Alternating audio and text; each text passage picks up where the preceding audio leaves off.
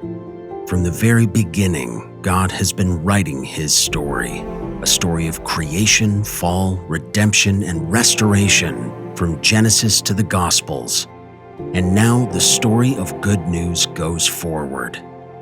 The book of Acts and the letters of the apostles are not just ancient history. They are the Spirit's call for the church to rise, to go, and to tell the world that Jesus Christ is alive.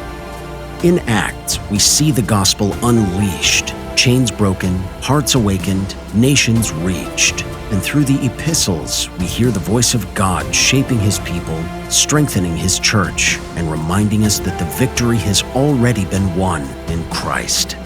This is not a story to keep to ourselves. The kingdom is advancing. The mission is clear.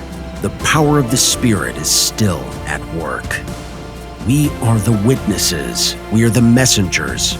We are the church of the risen King. So go and tell.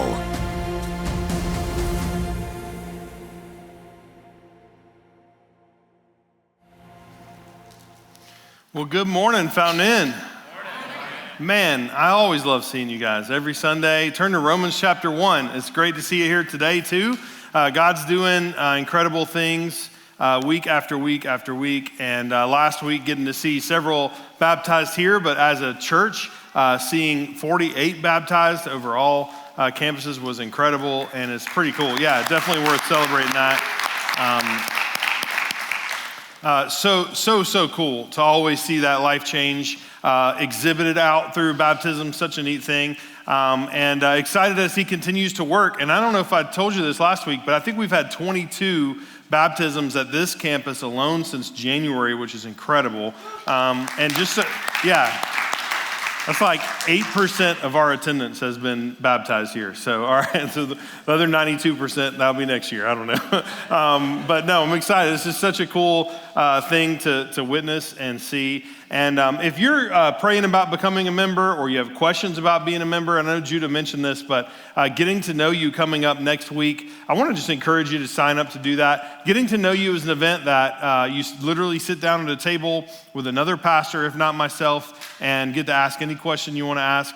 If you're at another table, you can ask literally any difficult question. You're kind of limited with me on your answers because I might say, I don't know, but you can sit with me. You also get to hear about our church vision and really nail that down. And so I'm excited about next week if you want to join us for that. Also, December 7th, we're going to move to a 10 o'clock service. That means we're going to actually take this service and we're going to move it to 10 o'clock. We will no longer have an 11:20 service. However, we will have groups during 11:20. So for some of you who might come at 10 and you might be looking for a group, you could actually just right after 10 o'clock, go right upstairs. We have several groups that are already meeting, and that might be an awesome time to jump in and try one out, is right after that. But we're going to move to a 10 o'clock service December 7th. You're like, Pat, which Sunday is it again? If it happens in December, then it's going to be at 10 o'clock, all right? So November, normal times. December, we move to 10 o'clock.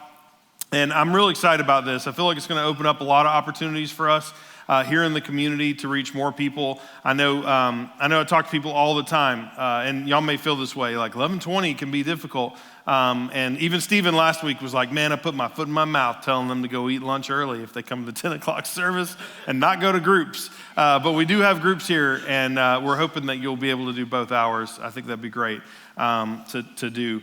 And so also I want to let you know our Christmas Eve services are going to be at 2 and 3:30 on Christmas Eve. So if you're trying to plan holiday stuff or family meals or things like that, plan to attend either 2 or 3:30. And if you'd like to serve one of those, we'd love to have you serve one as well. So if you want to attend one and serve one, that would be an awesome way to spend Christmas Eve. We started doing that years ago when we moved here. Our last church didn't really do a Christmas Eve service. And it's just been such a special thing for our family to be able to do. Romans 1, we're moving into Romans. Hopefully you found your way there already. It's a famous chapter for many reasons, but Romans is a well-known book in the Bible. In fact, oftentimes how we tell people about the gospel is what we call the Romans Road. You've heard me mention it before if you've been here for any length of time, where we talk about verses in Romans that point to salvation, what salvation means, who we are as sinners, what Christ has done for us while we're sinners. Romans is kind of the quintessential book on this topic. In fact, I know there's more than one, but a famous story, I believe, was even Martin Luther, who had gone into the monkhood, if you will, as just kind of a regular Catholic who was just teaching Catholic ideas, and read the book of Romans and was like, we're getting this wrong. Like, we've got to actually put our faith in Jesus alone, not the works of our hands.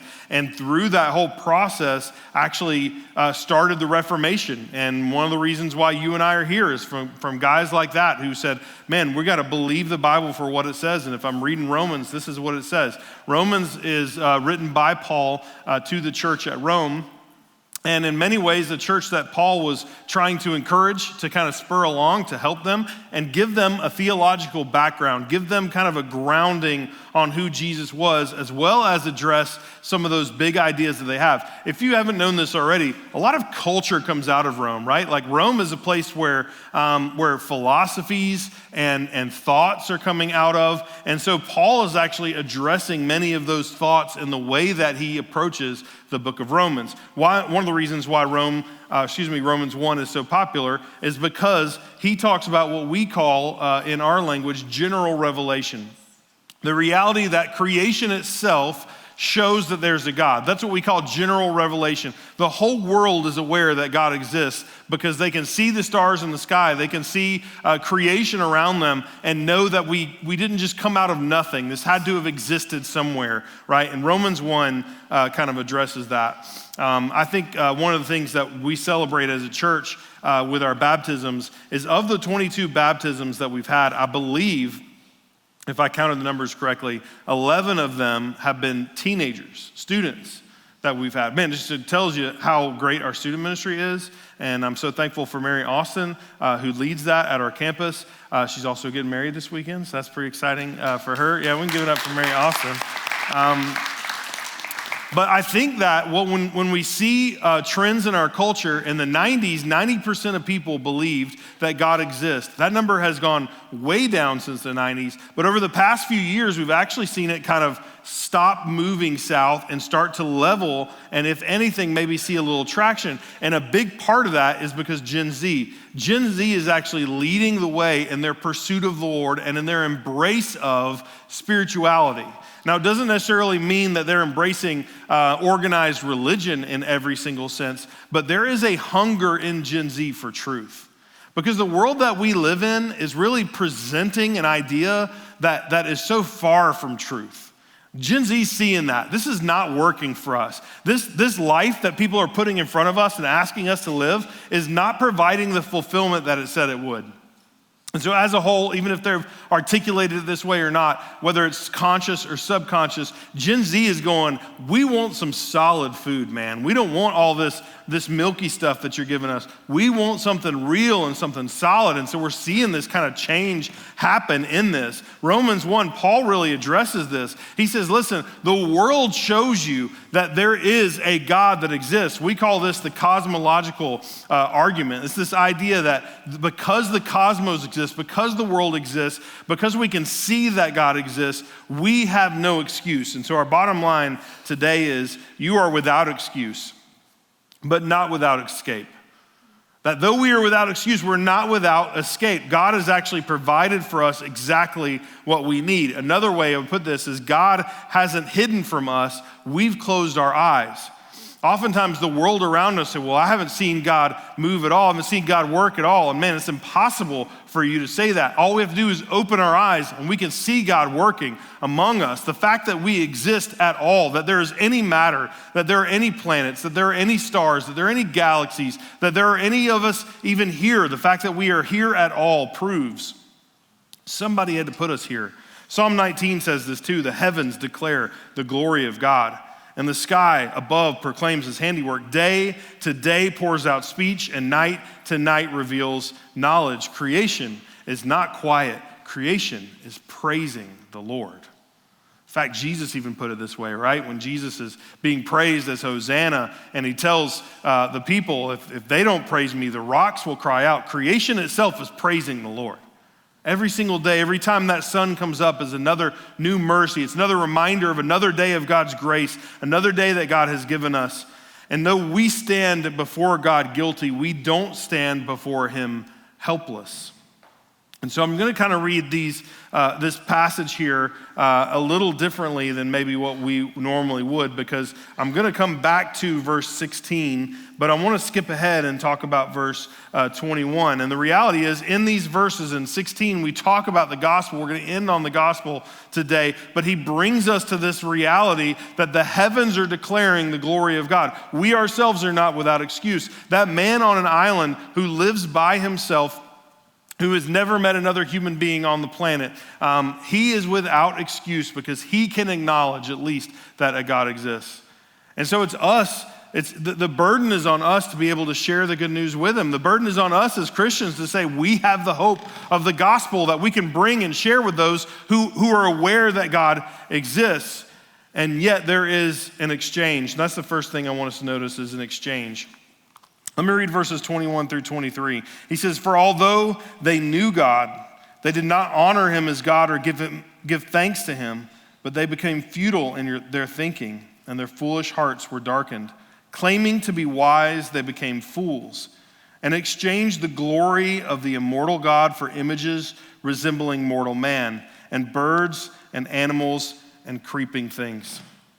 We talk about who are they? Who is he talking about? This is back in verse 18 when he says, against all ungodliness and unrighteousness of men. He's talking about ungodly and unrighteous men have therefore made an exchange. We have exchanged truth for a lie. We've exchanged creation for the creator, or the opposite way. We've exchanged our creator for the creation. We ourselves are worshiping these things in our hands, and we are worshiping this lie instead of pursuing the God who loves us. This exchange happens right in front of us every day, right?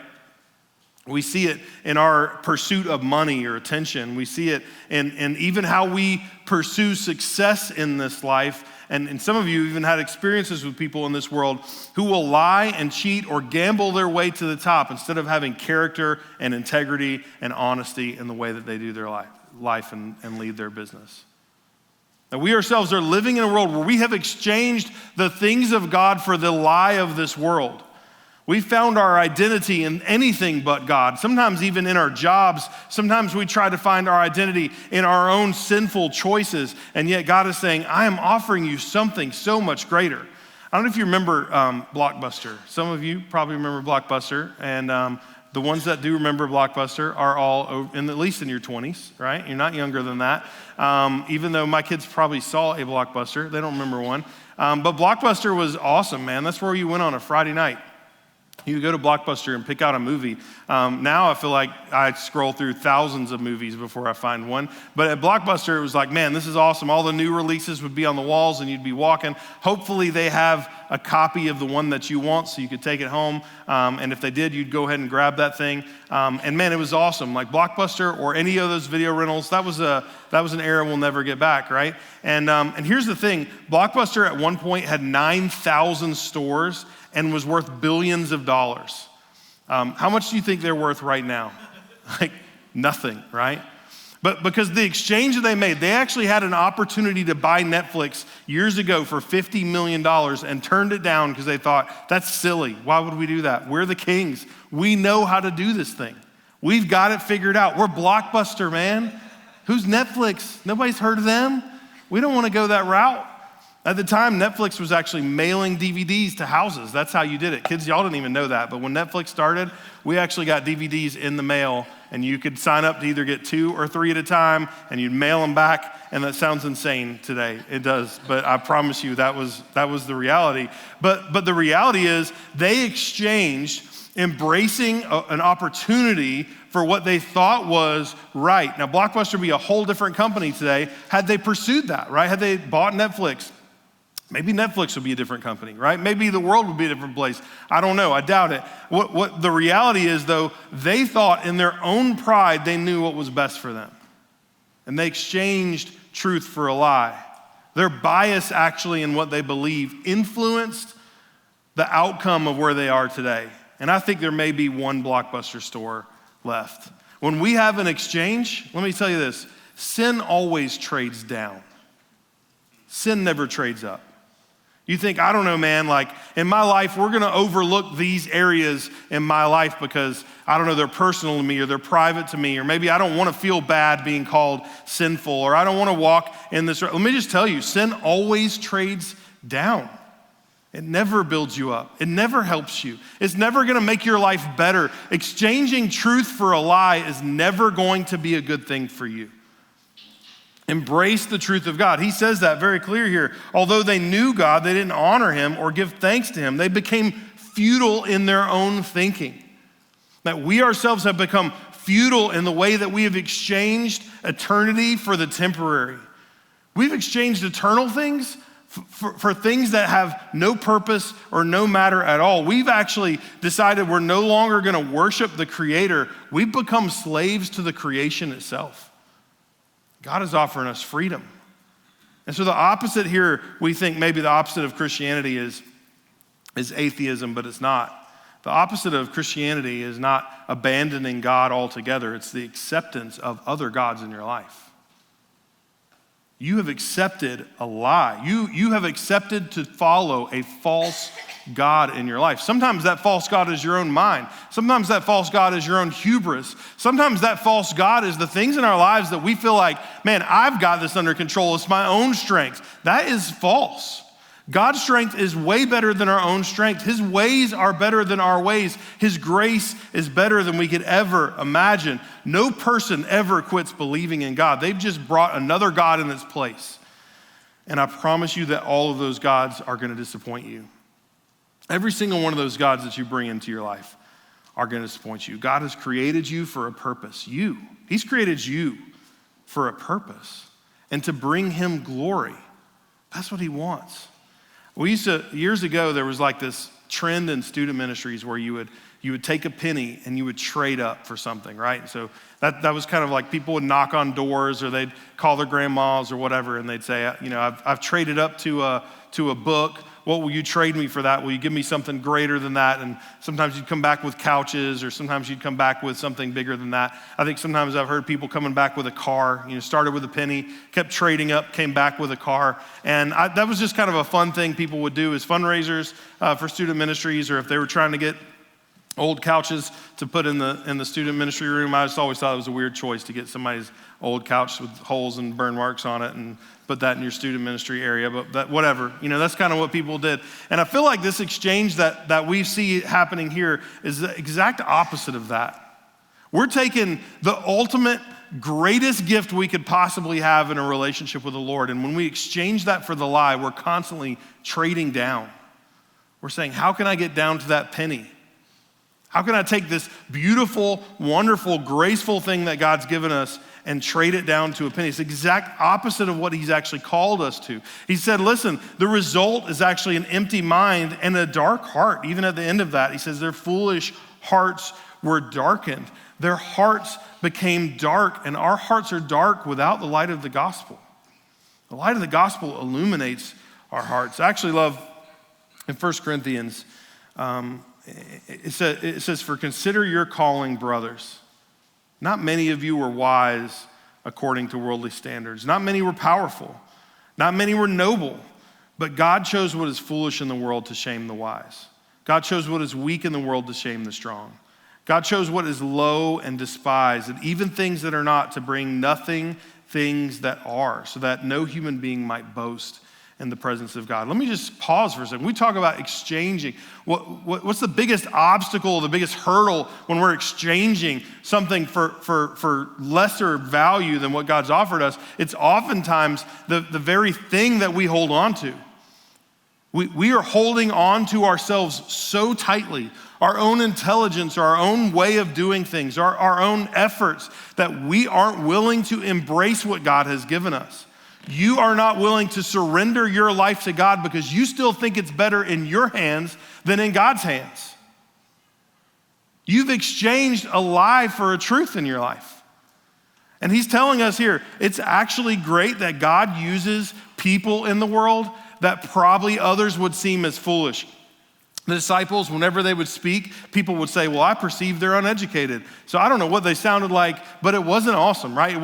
They weren't using big words like pontificate. They were just like rednecks out here talking about Jesus because God's saying, listen, I can use anybody. You're like, well, man, I don't know if I fit that bill. I'm telling you, God can use anybody. He says it here. He actually chooses to use those people who might feel like, I don't have all the gifts. I don't have all this thing put together. And sometimes it's a blessing.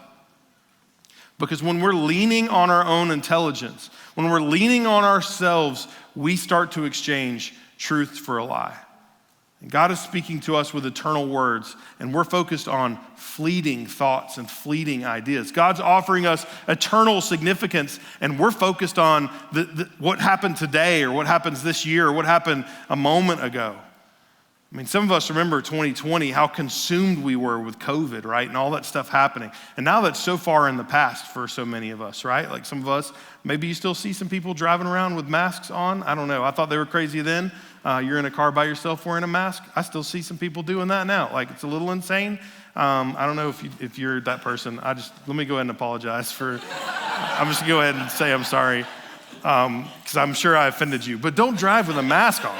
Like when you're by yourself, like that's a little crazy. But our hearts are dark without the light of the gospel. That's what he's telling us. When you've made this exchange in your life, you have accepted darkness. When God has offered you light. I mean, when I was a kid, I remember being not afraid of the dark, but your imagination goes wild in the dark, right? You start hearing noises and you start thinking what's around the corner. When the light's on, you don't have that fear anymore, right? You have that night light in your room, you're no longer scared of the monster in the closet because you're not hearing the creaking sounds or whatever's happening in there, whatever squirrels in the attic that day, and you hear, scratching at the ceiling. All those things go through your heads in that moment. But let me tell you this, that man, when the gospel illuminates our heart, it takes all that fear. It takes all of those lies and that guilt and that shame that you're carrying.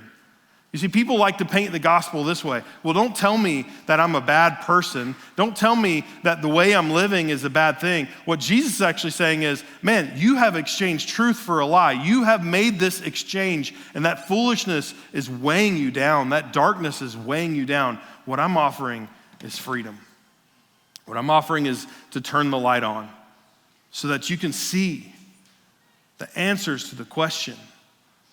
And so, man, if we don't have anything we can bring to his glory, let's honor his glory. Let's honor him in the way that we live. If we feel like I don't have anything to bring to the table, let me just tell you that idols don't set you free. They just set the terms in your life.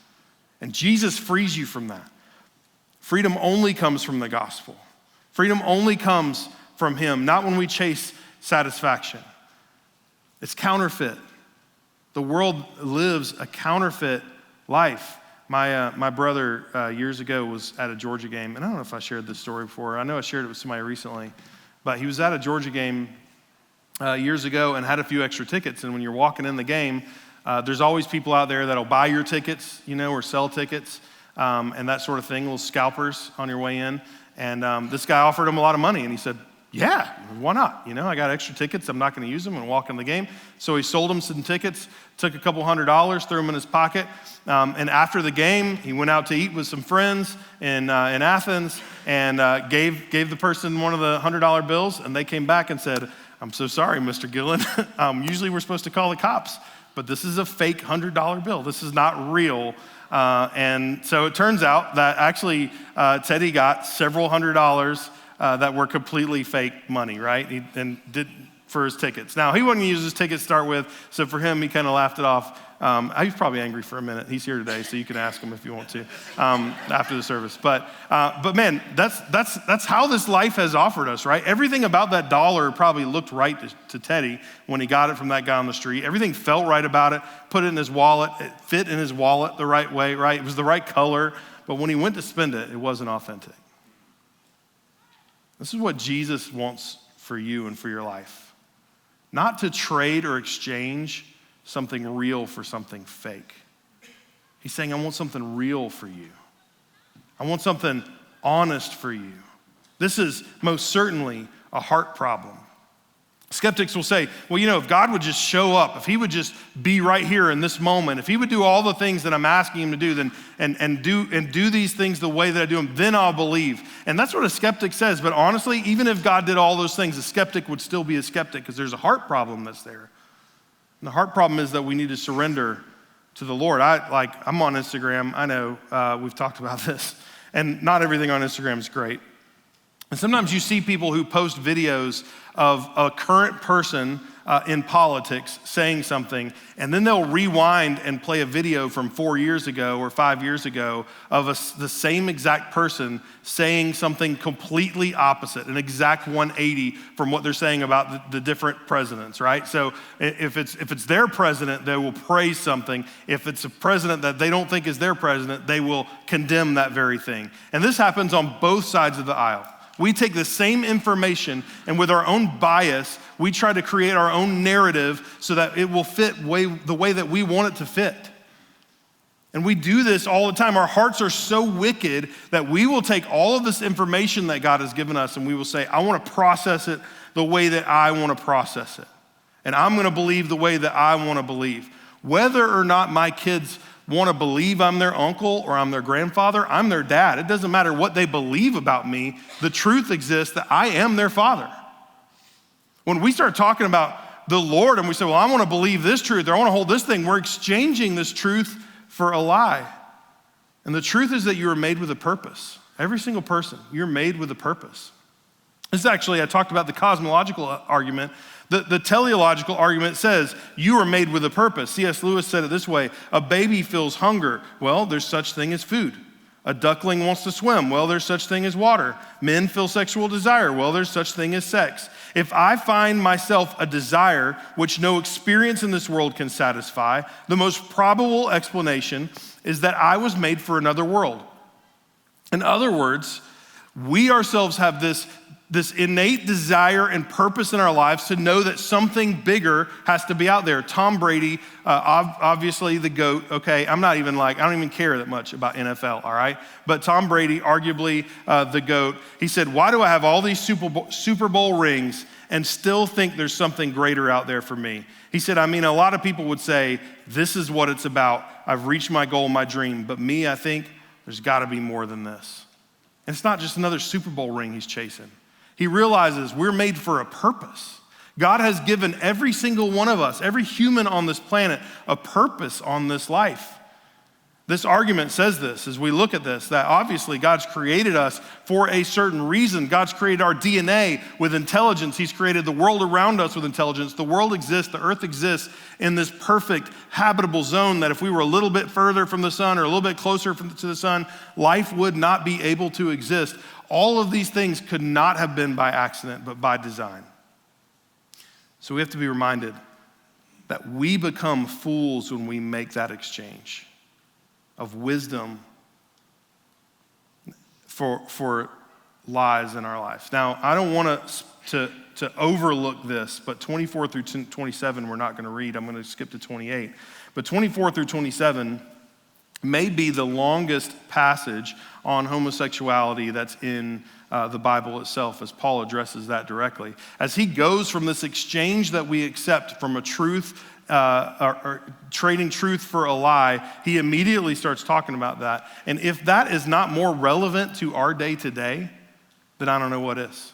That these passages speak directly to the fact that what we have done, even with our sexuality in our culture, is we have tried to define it a whole bunch of different ways that are completely false and are causing all kinds of mental anguish and anxiety and depression among so many people who are not hanging on to the truth of how God's created them, not hanging on to the truth of who they are.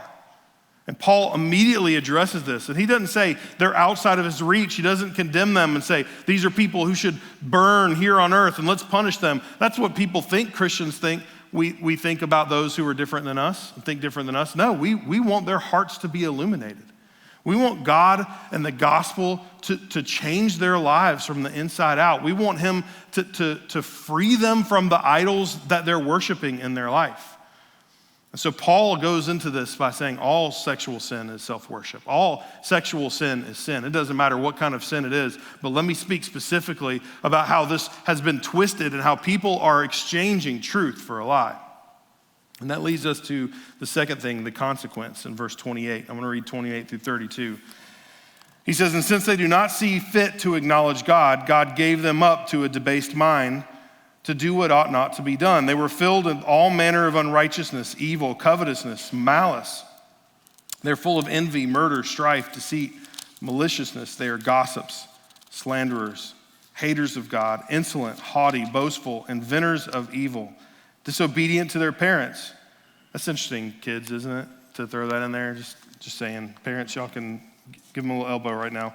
Foolish, faithless, heartless, ruthless.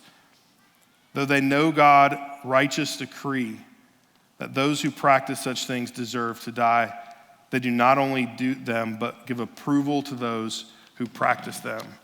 He's saying we have to be aware of the consequences. God's wrath is actually poured out against sin on this earth. He poured it out against his son. And so you can either say, I'm going to take this wrath for myself and I will receive the wrath, or you can say, I want to follow Jesus and he takes it on my behalf, in my place.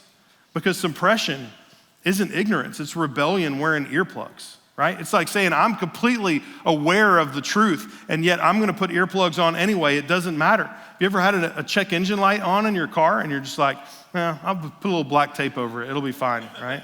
What's gonna happen, right? Your car's gonna stop running, right? Or something bad's gonna go down pretty soon after that. Now, you might be like, it's just an oxygen sensor. It might be for now. But when we have a check engine light, it's saying something is wrong, and if you avoid this, you're gonna have consequences. And the reality of sin is, man, it's reminding us that something is wrong. Now, I talked about the cosmological argument. I talked about the teleological argument. Obviously, the world proves that somebody or something had to create it, cosmological argument. The teleological argument showing that we have purpose and there's such uniqueness even down to our DNA that scientists are like, man, this is just so unique and so special. It shows the handiwork of God. There's also the moral argument. This is another thing that we see. I think even how Paul is addressing the church at Rome and addressing all the philosophies that come from this. The moral argument. C.S. Lewis again said, my argument against God was that the universe seemed so cruel and unjust. But how did I get this idea of just and unjust? What was I comparing in the universe when I called it unjust? He started to ask this question. If I start thinking things are unjust, what is the standard by which I'm calling it just or unjust? There must be an ultimate standard that is the best standard if I'm saying this is just that I'm comparing it to.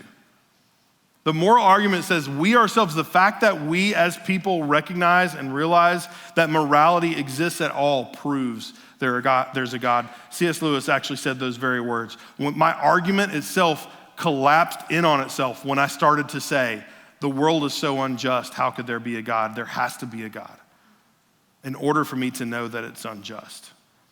Man, he's reminding, in the midst of all this, these people sought fit to acknowledge God, but do all of these terrible things. One pastor said economic disorder through greed, social disorder, murder, strife, deceit, malice, the family breakdown, they disobeyed their parents, relational breakdown, senselessness, faithlessness, heartless, ruthless. And what we see is things falling apart, the consequences of disobeying God, the consequences of walking away from God because we've tried to justify our sin. And that leads to the last thing I want us to read together in verse 16. And Paul started this whole thing by saying, for I am not ashamed of the gospel, for it is the power of God for salvation to everyone who believes, to the Jew first and also to the Greek. For in it, the righteousness of God is revealed from faith to faith. As it is written, the righteous shall live by faith. For I am not ashamed of the gospel, is what he's saying. I'm not ashamed of the gospel. I don't know what embarrasses you, but I know as a parent of teenagers, I embarrass my children, okay? That's just the reality. Like sometimes just talking to a stranger is enough to embarrass them, right? Or make it awkward. I actually love to do this because as I'm riding down the road and there's somebody maybe walking on the sidewalk, I love to roll their window down. So that person will look at them and think that maybe they rolled the window down to have a conversation with them. And the first few times it happened, they would look out wondering why the window was rolling down, and it was an awkward eye contact. And I gotta tell you, that makes my day. I absolutely love that. And I think if you're a dad in the room, even a mom, you should try this later, and I promise, it'll bring joy to somebody in your family. It may not be your teenager if you have one of those, or your child, but it'll bring joy to somebody. Paul is saying quite the opposite of what we see here. He's using a negative to say, I'm not ashamed. But if we flip this around, what is Paul saying? I'm proud of the gospel. Man, the gospel is something in my life I'm not ashamed of. I am not embarrassed of who Jesus is. It is quite the opposite. What an honor it is to be called a Christian. Shame dies where the gospel is believed. Shame doesn't exist when we have confidence in what God has done for us. Before Paul addresses the exchange people are making, truth for a lie, before he addresses the consequences, he starts by saying, I'm not ashamed of the gospel, for it is the power of God for salvation to everyone who believes. We overlook this idea of power, but God's power is immeasurable. We can compare our own power to God's power. You are closer to the power of an ant than you are to the Lord. He is so far above us. And yet he says, I'm not ashamed of the gospel. It's the power of God.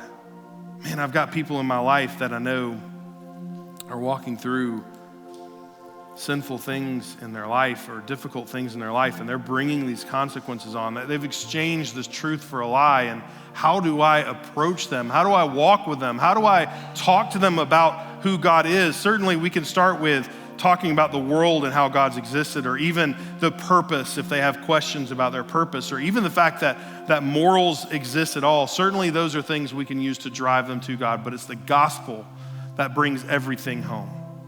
Because while our hearts are dark, while you and I are pursuing all kinds of things that are self-indulgent, that are self-glorifying, that are even sometimes just after just whatever makes us happy in the moment, Jesus is offering you immeasurable and eternal joy and grace.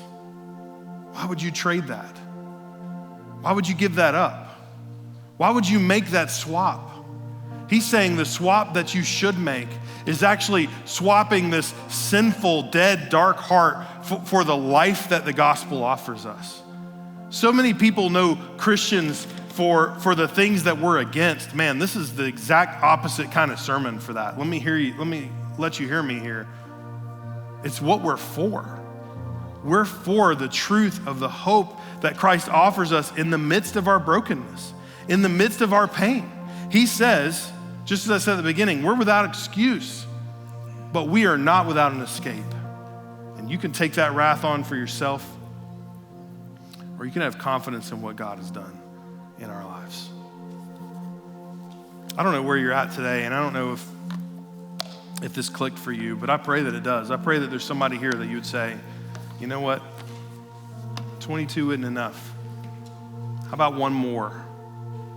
Because God's done a work in my heart, and I want to be obedient and follow him today. And you're ready to make that decision. We're ready to walk with you through that. We're ready to point you to a God who loves you, even in spite of where you're at. God didn't say, hey, you know what? As sinful as you are and the consequences that you have in your life, as bad as you may be, here are the 18 steps I need you to get to before I'll be having a conversation with you, because, man, you really got to clean your life up. No, in the midst of being broken, in the midst of being messed up, God sits down there among you and says, wraps his arm around you and says, man, I'm here. Follow the light. Don't exchange truth for a lie. Don't believe what this world is offering you. I promise you it's not good. I promise you it's not going to bring you happiness. It's not going to bring you joy. Your soul was not built that way. God built your soul for him and for him alone.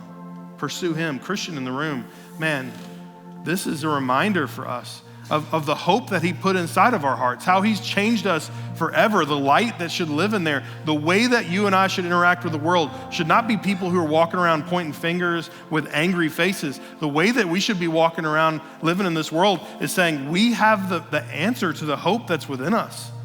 And this whole circle, this whole rat race that you're on is wearing you out, and I promise you Jesus is way better. Let's be open. Let's be willing to invite people into following Jesus. Let's be willing to tell the truth to those who we know are struggling in the world that they're in.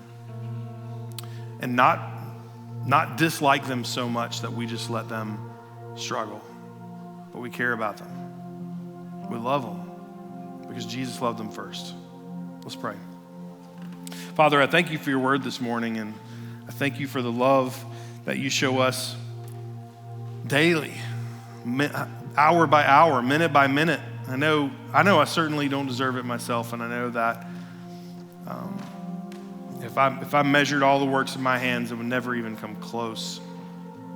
Thank you that the gospel shows us it's not about our efforts, but about what you've done for us. We live in a world that's exchanged truth for a lie, but we're thankful. We're thankful that the next generation right now is leading in their pursuit of you. Father, we're thankful that you're moving in our hearts, that in our own church, we see you working. There's so many churches, so many places that go years without seeing one person turn to you. So many dark and difficult places, and yet we get to see that on a weekly basis. Just such a joy. We don't want to get just so comfortable with that. Just feel like it's so normal that we overlook it and don't give you the praise you deserve. Move in hearts this morning. I'm praying for the person who's far from you that walked in these doors and maybe even in their own minds said exactly what the skeptic said. Just prove yourself to me. Today, God, I pray that you'd prove yourself to them. Show them, even through this message, you're speaking directly to them, that you would give them the courage to find myself, find somebody else, write on a card, fill out a form, whatever it takes for them to let us know so we can walk with them in this beginning of this new life that you're calling them to. God, for every single one of us as we leave this place, help us to be known for a church that cares so deeply about our community, so much about our neighbor, so much about the people that we do life with in this area, that God, they would know our church that way, that we would live in the way that you've called us to, that even as Romans is reminding us, we once were dead in our own trespasses. We once were people who exchanged truth for a lie, and yet, Father, we want to follow you and embrace your truth with our whole hearts, because you are far wiser than I'll ever be. You are far more powerful than I'll ever be. So God, work in our hearts and challenge us this morning. We love you and pray this in your name, the name of Jesus. Amen.